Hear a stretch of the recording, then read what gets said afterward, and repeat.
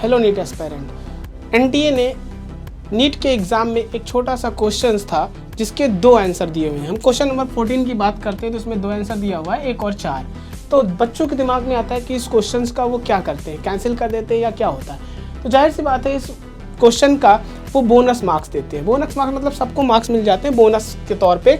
तो अब ऐसे क्वेश्चन में आखिर ये 2 ऑप्शंस कैसे करेक्ट है इसको समझते हैं। तो ये फुल वेव रेक्टिफायर का एक कॉन्सेप्ट दिया हुआ है। अब यहाँ पर ये जो क्वेश्चंस कह रहे हैं कि ये कब पॉजिटिव होगा कब नेगेटिव होगा, इसमें D1 forward wise, D2 reverse wise, D1 reverse wise, D2 forward wise, ऐसे केस हैं। तो आपको पता है कि जब हम साइनोसॉइडल लेते हैं तो यहाँ पे बताया नहीं है कि किसको प्लस किसको माइनस लेना है। तो अगर हम फर्स्ट केस में इसको प्लस इसको माइनस ले लेंगे तो D1 क्या हो जाएगा, फॉरवर्ड हो जाएगा, और D2 क्या हो जाएगा, रिवर्स हो जाएगा। लेकिन अगर फर्स्ट केस में हमने इसको माइनस ले लिया इसको प्लस ले लिया तब तो ये रिवर्स हो जाएगा और ये क्या हो जाएगा, फॉरवर्ड।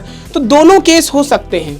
यहाँ पे इन्होंने एक्सप्लेन नहीं किया कि कौन सा केस लेना है, इसलिए D1 is forward wise and D2 is reverse wise, ये भी सही है, और D1 is reverse wise, D2 is forward wise, ये भी सही है। दोनों ऑप्शन सही है, इसलिए इन्होंने 2 ऑप्शन करेक्ट कर दे के रखा है। ऐसे केस में बच्चों को बोनस मार्क्स मिलता है। Okay, thank you.